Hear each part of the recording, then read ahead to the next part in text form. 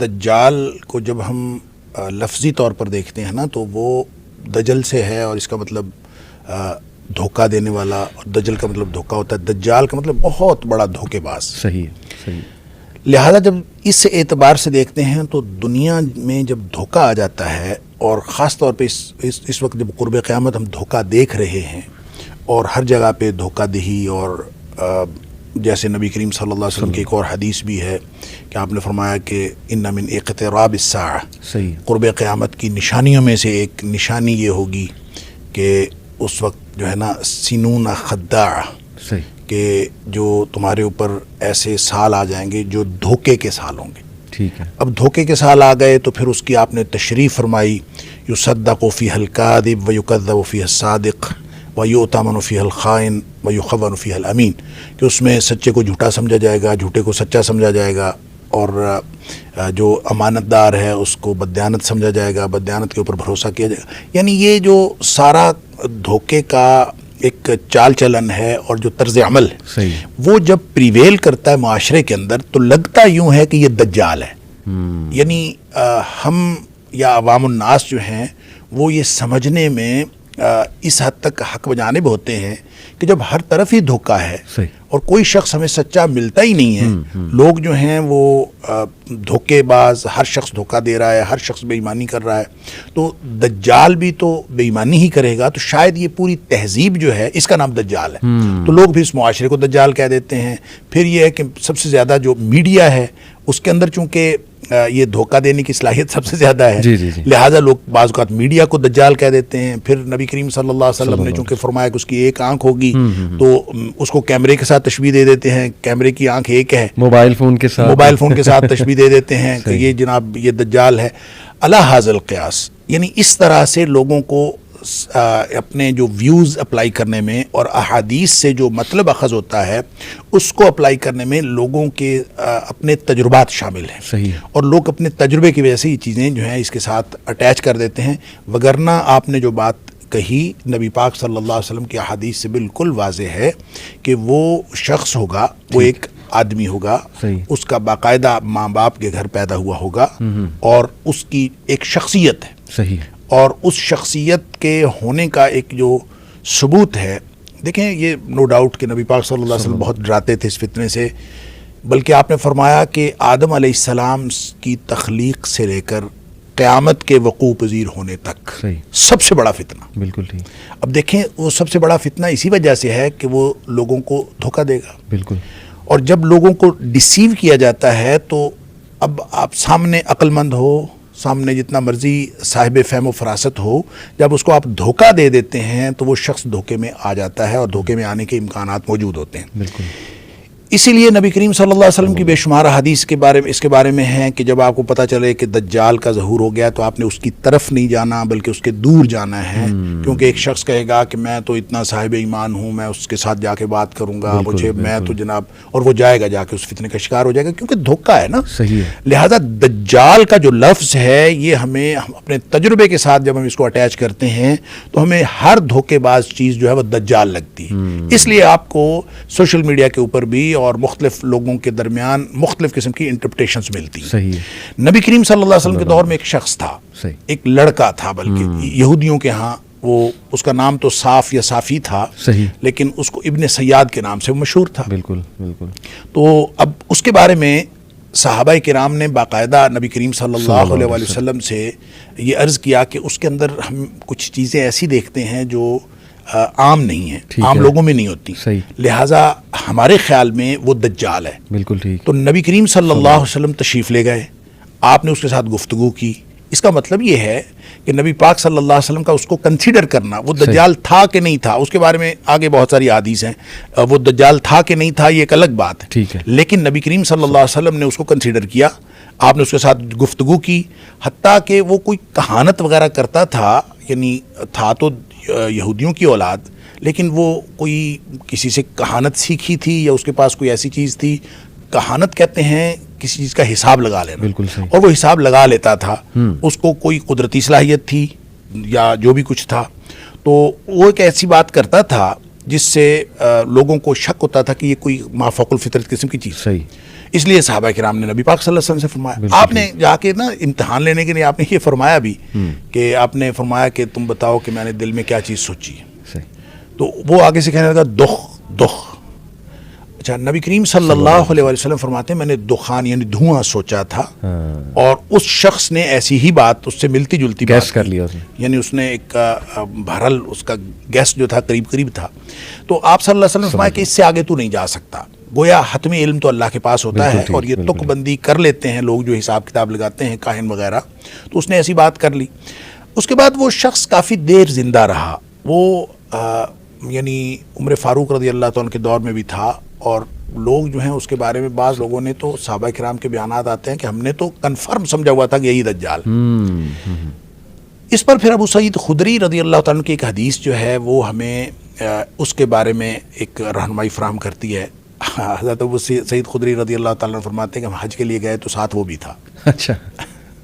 تو راستے میں کسی جگہ بیٹھے تو کہتے ہیں کہ مجھے اس سے, ابو سعید خدری رضی اللہ تعالیٰ مجھے اس سے نفرت تھی. میرا دل کرتا تھا کہ یہ نا کہیں دور بیٹھے. تو وہ اس نے کہیں سامان جو ہے دوسرے درخت کے نیچے, میں نے کہا دھوپ ہے اپنے درختوں کے نیچے بیٹھ جائے تو تاکہ دور ہو جائے. بالکل ٹھیک. تو وہ بیٹھ تو گیا دور, تو پیاس ہمیں لگی ہوئی تھی. اس نے اپنی بکری کا دودھ دوہا اور لا کے مجھے پیالے میں پیش کیا. صحیح. ابو سعید خدری رضی اللہ تعالیٰ فرماتے ہیں میں اس کے ہاتھ سے دودھ پینا نہیں چاہتا تھا, لہٰذا میں نے اس کو کہا بھی اتنی شدید گرمی ہے اور یہ دودھ بھی گرم ہے, میں نہیں پیتا. صحیح. اور آپ نے یہ کہہ کے نا اس کا دودھ واپس کر دیا. ٹھیک. تو اس کو سمجھ بھی آ گئی کہ نا یہ اوائڈ کر رہے ہیں. تو اس نے پھر یہ بات کہی, اس نے کہا دو لوگ مجھے دجال سمجھتے ہیں, حالانکہ نبی کریم صلی اللہ علیہ وسلم کی حدیث ہے کہ وہ کافر ہوگا. بالکل. اور میں تو مسلمان ہوں, میں حج کرنے کے لیے جا رہا ہوں. صحیح. پھر نبی کریم صلی اللہ علیہ وسلم نے فرمایا کہ وہ لا ولد ہوگا. میری تو اولاد ہے, میں اپنی اولاد چھوڑ کے آیا ہوں, مدینے میں میرا لڑکا ہے, میرا بیٹا. پھر نبی کریم صلی اللہ علیہ وسلم نے فرمایا مدینہ اور مکہ میں وہ داخل نہیں ہو سکے گا. تو میں تو مدینہ منورہ میں رہتا ہوں اور مکہ میں جا رہا ہوں.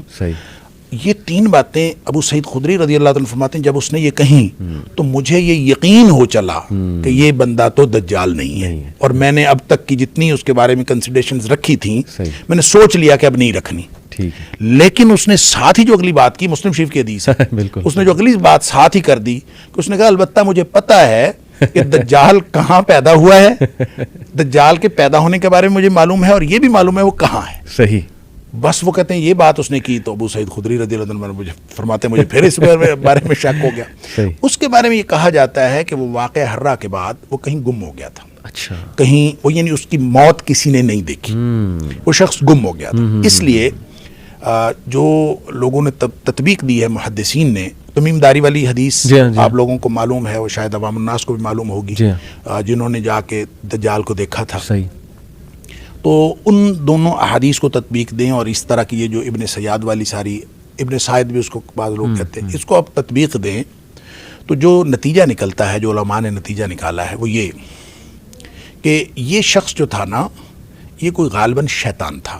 اچھا. شیطان کا کوئی پرتو تھا, اور اس کا کنیکشن تھا اس شخص کے ساتھ, دجال کے ساتھ. وہ جو اصل دجال ہے یہ دجال نہیں تھا, لیکن اس کا کنیکشن اس کے ساتھ تھا, اور یہ پھر دوڑا بھی وہاں سے ہے.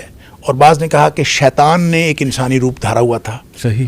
اور اس لیے لوگوں کو اس کی پیدائش اور اس کی وفات کے بارے میں کچھ علم نہیں ہے. اور بعض لوگوں کا خیال ہے کہ نہیں, چونکہ نبی پاک صلی اللہ علیہ وسلم نے فرمایا کہ دجال ایک تو نہیں ہوگا, بڑے دجال کے آنے سے پہلے بہت سارے دجال آئیں گے, دھوکے باز بہت سارے آئیں گے, اور اس میں سے ایک دھوکے باز وہ بھی تھا. ٹھیک ہے. اس طرح کی انٹرپریٹیشن ہے. لیکن ایک بات ان ساری باتوں سے سمجھ آتی ہے کہ وہ ہوگا شخص, ایک فرد ہوگا, اور اس کی باقاعدہ تھنکنگ ہوگی, وہ انسانوں کی طرح بات کرے گا, اور انسانوں کی طرح ہی وہ گفتگو کرے گا, اور انسانوں میں سے ہوگا. بالکل ٹھیک. وگرنہ اگر وہ کوئی مشین ہوتی یا اگر وہ کوئی معاشرہ ہوتا یا مجرد فکر ہوتی تو نبی کریم صلی اللہ علیہ وسلم اس ابن سیاد کو قطعاً کنسیڈر نہ کرتے. بالکل ٹھیک. جزاک اللہ, بڑی ڈیٹیل میں آپ نے بتایا. ایک سوال میرے ذہن میں آ رہا تھا, بلکہ کسی نے مجھ سے پوچھا بھی تھا کہ اگر صحابہ ابن سیاد کو دجال کنسیڈر کر رہے تھے تو دجال کی تو فزیکل کریکٹرسٹک اتنے واضح ہیں, آنکھ کا جو ذکر ہے کہ ایک آنکھ تو جو ہے وہ اس طرح گریپ کی طرح پروٹیوٹ کر رہی ہوگی, تو کیا ابن سیاد پہ وہ فزیکل کریکٹرسٹک پورے اتر رہے تھے جو صحابہ نہیں اتر رہے تھے؟ یہی تو میں کہہ رہا ہوں, نہیں اتر رہے تھے. اسی لیے تو صحابہ کرام شک میں مبتلا تھے کہ اس کے اندر کچھ خصوصیات تھیں. ایک بات. دوسری بات یہ ہے کہ نبی پاک صلی اللہ علیہ وسلم نے جتنی دجال کی نشانیاں بتائی ہیں وہ کوئی ایک ہی فہرست میں تو نہیں بتا دی. آپ مختلف اوقات میں بتاتے رہے. صحیح. اب ہمارے پاس کمپائل ہو کے وہ ساری موجود ہیں. بالکل بالکل. لیکن اس وقت جب ابن سیاد موجود تھا اس وقت کچھ نشانیاں بتائی تھی, کچھ نہیں بتائی تھی. البتہ کافر والی تو تھی. یہ جو مسلم شریف کی حدیث میں خود وہ کہہ رہا ہے, ابو سعید خدری رضی اللہ عنہ کی روایت کے مطابق وہ خود کہہ رہا ہے کہ نبی پاک صلی اللہ علیہ وسلم کافر ہوگا, میں تو مسلمان ہوں. تو اس کا مطلب یہ نشانیاں تو تھیں. بالکل ٹھیک. کچھ لوگ یہ کہتے ہیں کہ دیکھیں تمیم الداری کی حدیث سے تو ثابت ہو رہا ہے کہ دجال پیدا بھی ہو چکا ہے, موجود بھی ہے, ایک جزیرے میں قید بھی ہے. کیا یہ بنی اسرائیلی روایت ہے, صحیح حدیث ہے کہ وہ بانج اس کے ماں باپ ہوں گے, کافی عرصے سے بچہ نہیں ہو رہا ہوگا, تو پھر دجال وہاں پیدا ہوگا اور ینگ ایج میں باہر نکلے گا؟ تو کیا اس نے پیدا ہونا ہے دوبارہ سے یا وہ پہلے سے موجود ہے؟ یہ تھوڑا سا کنفیوژن ہوتا ہے. پیدا ہونے کے بارے میں تو کوئی صحیح حدیث نہیں ہے. صحیح ہے کہ نبی پاک صلی اللہ علیہ وسلم ایسی کوئی بات فرمائی ہو کہ وہ پیدا ہوگا فلاں جگہ ہوگا. ٹھیک ہے. البتہ جو تمیم داری والی روایت ہے اس کو نبی پاک صلی اللہ علیہ وسلم نے انڈورس کیا ہے کہ دجال ہی تھا. دجال ہی تھا. اور وہ جب وہ دیکھ کے آئے ہیں, مل کے آئے ہیں, پھر اس نے جو نشانیاں پوچھیں وہ بھی نشانیاں نبی کریم صلی اللہ علیہ وسلم نے بتائی ہیں. بالکل ٹھیک. اور اس کا مطلب یہ ہے کہ وہ شخص پیدا ہو چکا ہے اور کہیں پہ اس کو کسی جگہ پہ قید ہے, یا اس کو خاص موقع پر اس کا ظہور کے لیے, کیونکہ جتنے بھی الفاظ احادیث میں آتے ہیں کہیں بھی یہ نہیں آیا کہ وہ پیدا ہوگا. صحیح. ظہور ہوگا. ظہور ہوگا.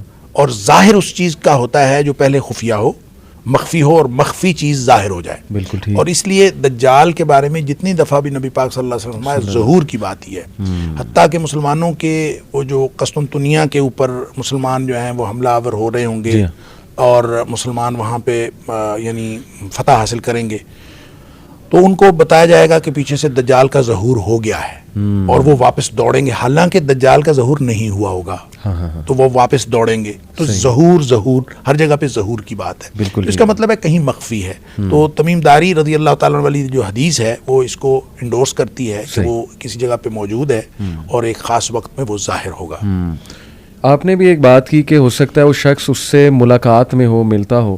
تو اسی کو بیسس بنا کے کچھ لوگ یہ کہتے ہیں کہ آج بھی کچھ ہڈن تنظیمیں جیسے فری میسنز الومناٹی کا ذکر کرتے ہیں کہ وہ لوگ بھی ملاقاتیں کرتے ہیں دجال سے. ہو سکتا ہے ایجنڈا بھی لیتے ہوں, کسی جزیرے میں قید ہے, ابھی اسے آنے کی اجازت نہیں ہے, لیکن جس طرح کے حالات بن رہے ہیں اسپیشلی ویسٹرن سویلائزیشن کو دیکھا جائے تو 911 کے بعد وہ پھر ساری ریلیشن کرتے ہیں کہ میں آپ کو جیسے بتاتا ہوں ان کے دلائل, سارے لوگوں کے میں دلائل سامنے رکھتا ہوں کہ 911 کے بعد ایک بہت بڑا فتنہ پھیلا. وہ کہتے ہیں کہ صحیح مسلم میں وہ حدیث میں بھی ہے کہ وہ فتنہ جو ہے وہ عربز کو اسپیشلی اپنی گھیر میں لے لے گا, اس میں بہت قتل و غارت ہوگی, اس میں اٹیک کیا جائے گا مسلم لینڈز پہ, اور اس میں یمن, شام اور عراق یہ 3 علاقے خاص طور پہ یہاں خانہ جنگی ہوگی, یہاں پہ سینکشنز لگائی جائیں گی. وہ ساری حدیث ریلیٹ کر کے پھر یہ کہ دجال کے 3 سال آنے سے پہلے قحط سالی ہوگی.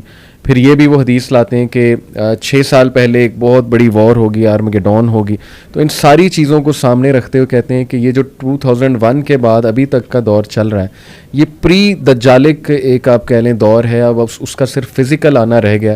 پھر وہ اس میں سائنٹیفک جو آج کل ہم فینومیناز دیکھ رہے ہیں, جیسے میں آپ کو ایک مثال دیتا ہوں کہ میٹاورس جو ہے وہ آپ کو پتہ ہے کہ ورچوئل ریالٹی وہ لگا لیتے ہیں اور پھر انسان اپنا ایک پوری دنیا کریٹ کر سکتا ہے اس میں یہاں تک ہم نے سنا ہے جو بالکل صحیح بات ہے کہ انسان کے موت کو ڈیفیٹ کر دے گا. وہ ایسے کہ کسی بھی انسان کی کانشیسنیس ریکارڈ ہو رہی ہے ایک کمپیوٹر پروگرام میں یا ایک چپ میں, جب وہ انسان مرے گا تو سمپلی وہ چپ اس کے ذہن سے نکال کے کمپیوٹر پروگرام اس کو کاپی کرے گا, بالکل وہی انسان, اسی کی آواز کا انسان میٹاورس میں کریٹ ہو جائے گا, کھڑا ہو کے آ جائے گا.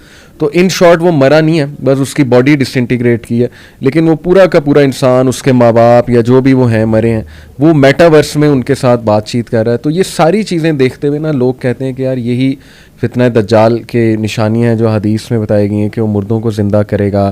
پھر یہ کہ وہ ایسے ایسے میریکلز دکھائے گا جیسے لوگ حیران ہو جائیں گے. اس کے ہاتھ میں رزق ہوگا, جدھر جائے گا قحط سالی لے آئے گا, جدھر جائے گا وہ جو ہے رزق دے دے گا لوگوں کو, اس کے ہاتھ میں جنت ہوگا, دوزخ. تو لوگ اس کو نا ماڈرن چیزوں سے ریلیٹ کرتے ہیں بہت زیادہ. تو کیا یہ اپروچ ٹھیک ہے؟ اس کی کتنی حد تک اجازت ہے؟ اور ہمیں کیا غور و فکر واقعی کرنا چاہیے ان حالات کو سامنے رکھتے, تاکہ ہم خود بھی وارن ہوں, اپنی جنریشن کو بھی وارن کر سکیں کہ دیکھو فتنہ تو تمہارے سامنے ہے, موومنٹس, ازمز اور اسکزمز کتنے چل رہے ہیں. اور ہماری بچیاں غلط سائٹ پہ جا رہی ہیں, LGBTQ آج آپ دیکھ لیں, یہ ساری چیزیں ریلیٹ کرنا ٹھیک ہے؟ دیکھیں اصل میں نا آپ اگر اس کو جیسے آپ نے کہا پری دجالک دور اگر اس کو ہم کہہ دیے جائے تو یہ غلط نہیں ہوگا. میرا خیال ہے یہ تو اس میں تو کوئی حرج نہیں ہے صحیح کہ دجال کے لیے پورا ماحول تیار ہو رہا ہے, بالکل ٹھیک, ایک اس کے لیے پورا ایک سرکمسٹانسز کریٹ کیے جا رہے ہیں, اور جب یہ پوری طرح دھوکے کا دور بن جائے گا اور ہر چیز کے اندر دھوکا آ جائے گا تو پھر دجال بھی آ جائے گا. ابھی تک یہ اس کے لیے تیار نہیں ہوا. اچھا, اور دوسری بات یہ ہے کہ اس کی ماڈرن چیزوں کو آپ ان کے ساتھ ریلیٹ کرتے جائیں, یہ کسی حد تک ریلیٹ ہو سکتی ہیں, اچھا, کیونکہ ہر چیز کے اندر دھوکا ہے, اور خاص طور پہ میڈیا اور یہ جو AI جو ہے آرٹیفیشل انٹیلیجنس, جس میں آپ خاص طور پہ میٹاورس کا جو کانسیپٹ آپ نے بتایا, دیکھیں یہ زندہ کرنا تو نہیں ہے. صحیح, زندہ کرنے کے بارے میں تو بالکل کلیئر کٹ ہے کہ شیطان وہ جو دجال ہے وہ بالکل زندہ انسانوں کو زندہ کرے گا, اور جیتے جاگتے انسان نظر آئیں گے, اور پھر ایک وقت آئے گا جب وہ انسان کو قتل کرنا چاہے گا, وہ قتل ہی نہیں ہوگا. یعنی ایک وقت میں وہ بندے کو قتل کرے گا, زندہ کرے گا, قتل کرے گا, زندہ کرے گا, یہ اس کے پاس یہ اتھارٹی ہوگی. صحیح, لیکن جب اللہ کا حکم ہوگا تو پھر اس کے بعد یہ اختیار ختم ہو جائے گا. لیکن اس میں یہ نہیں ہے کہ اس کی کوئی حیت چینج ہو جائے گی, یا اس کے اندر یہ میٹاورس تو بالکل ایک آپ چپ ڈال کے آپ صرف اور اس کی میموری جو ہے وہ یوز کر سکتے ہیں. اس میں آپ کو جو روبوٹ ٹائپ کوئی چیز ساتھ لگانی پڑے گی, اس کو جو جسم دینا ہے آپ نے وہ تو کوئی اور دینا ہے, اور وہ کوئی آرٹیفیشل کوئی چیز دینی ہے, ایسا نہیں ہے. لہٰذا آپ یہ کہہ سکتے ہیں کہ اس کی چپ سے چیزیں نکال کر دھوکے کے لیے دجالیت کے استعمال کرنا یہ بالکل ٹھیک ہے, یہ ہو سکتا ہے. AI جو ہے اس سے بڑا یعنی جو اس وقت انفارمیشن ٹیکنالوجی اور جو ڈیجیٹل ٹیکنالوجی جس مقام پر پہنچ چکی ہے, اب آپ کی ہی تصویر, آپ کی ہی ویڈیو, آپ کی ہی آواز, اس پہ ایک نئی بالکل جو ہے نا وہ آڈیو بنائی جا سکتی ہے, اور آڈیو کریٹ کی جا سکتی ہے, آواز بھی آپ کی ہوگی, تصویر بھی آپ کی ہوگی, اور آپ ہی تقریر کر رہے ہوں گے, لیکن وہ گفتگو اصل میں آپ کی نہیں ہوگی. تو یہ کی جا سکتی ہے. اب اس سے بڑا دھوکہ اور کیا ہو سکتا ہے؟ میری بھی تقریر ہو, آپ کی بھی تقریر ہو, لیکن اس سے جو چیز ثابت کی جا رہی ہے وہ ہمارے ہی نظریے کے خلاف ہو, ہماری ہی باتوں کے خلاف ہو. یہ بالکل ہو سکتا ہے. اس سے بڑا دھوکہ اور کیا ہوگا؟ اس طرح سے چیزیں جو ہیں آہستہ آہستہ میرا خیال ہے کہ یوں لگتا ہے کہ اہل ایمان کے ہاتھوں سے نکلتی چلی جا رہی ہیں. تو اس سارے اس کو دجالیت کا دور کہنا, اس میں تو کوئی حرج نہیں ہے. بالکل ٹھیک. لیکن یہ کہنا کہ بس یہ دجال کے لیے بس دجال آیا ہی چاہتا ہے, یہ میرے خیال میں درست نہیں ہے.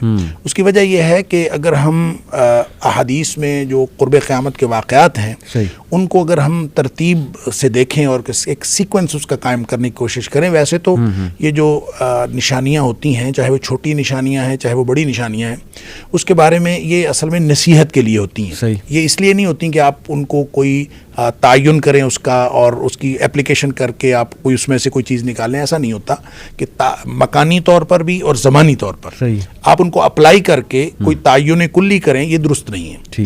ہاں اس سے نصیحت حاصل کریں, اور قرآن میں بھی اللہ کریم نے فرمایا کہ جتنی بھی نشانیاں ہیں اصل میں نصیحت حاصل کرنے کی, اور وہ یہ کہ قیامت کے آنے سے پہلے آپ ان نشانیوں سے ان کی وجہ سے نصیحت حاصل کر لیں.